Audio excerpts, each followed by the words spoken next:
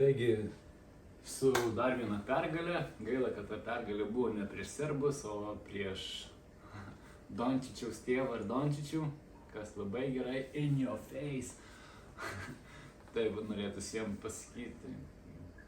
Taigi, ką žaisim dėl 5-6 vietos su braliukais. Aišku, norėtųsi, kad braliukai vis dėlto 6 liktų. Draugiškai, vis tiek. Tiesiog braliukai, ne braliukai, bet sporto varžybose esam varžovai, o ne broliai. Taigi, labai fainas dalykas, kad pagaliau rinktiniai neliko myžnių, tų verksnių, kurie gadina Rūbinės visą tą vaibą.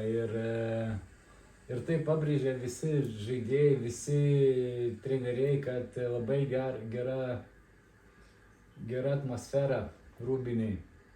O kodėl to nėra? Todėl, kad atvažiavom underdogais, atvažiavom tiesiog pasižaisti, kaip visi rašė blogiausia rinktinė. Niekas ten vos ne iš grupės neišėjai, sakė, kad bus labai blogai, bet išėjom ir iš grupės, ir iš kitos grupės. Gaila, kad tai ta buvo vienintelė diena, kai buvo duobelė tokia ir pralošėm per tą duobelę, bet viskas gerai.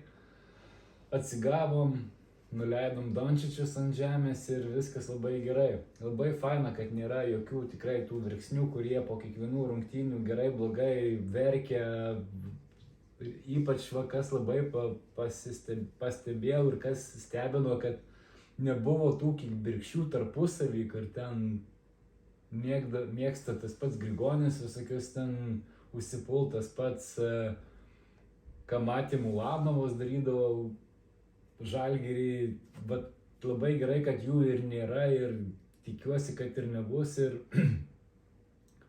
jų ir nereikia, nes ką matom, su gera atmosfera, su geru vaibu, su geru noru galima nueiti toliau negu su gerai žaidėjais. Tai gal į kitus čempionatus reikėtų atsiųsti tokią rinktinę.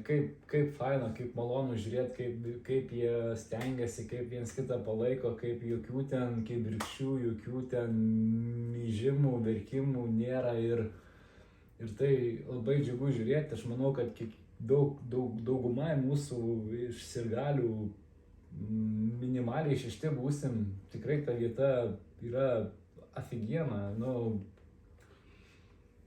Vienas mažas, geriau tas būtų pralaimėjimas finale buvęs, tai ir būtų aišku fainiau, bet jau tiesiog turim tai, kad vienas pralaimėjimas galbūt, tikėkimės, nebebus jau antro, būtų šiaip kaip ir kaip bebūtų pergalės, pralaimėjimai vis tiek tai yra labai viena iš tokių geriausių, šilčiausių Lietuvos rinktinių, kai kiekvienas vienas už visus ir visi už vieną, kas būdavo senais laikais, ko nebūdavo tam tarpe, kur nebuvo jokių pergalių, nebuvo jokių medalių, nebuvo nieko. Aišku, dabar medalių nėra,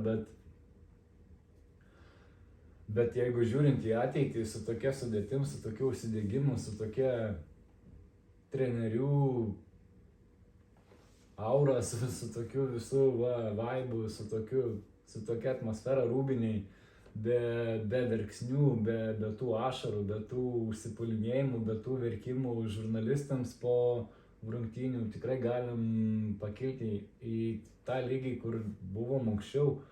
Ir labai tikiuosi, kad rinktinė tęs savo darbus, kad treneriai net negalvos apie atsistatydinimus. Dabar tik tai reikia surasti geriausią variantą ir geriausią trenerį langams ir visiems kitiems tokiems dalykams. Štabas yra superinis, komanda buvo labai gera ir super. Ačiū Jums labai už geras emocijas, ačiū Jums labai už geras akimirkas, už tuos highlightus, už rungtynės su Amerika. Tai buvo išvis topinės, visas pasaulis iki šiol dar šneka, visi publikai, visi YouTube kanalai tik tai apie tai ir šneka. taip, pralaimėjom ketvirtfinalį mačą, bet tai yra nesvarbu, svarbu, kad mes esam geri ir galingi iš naujo,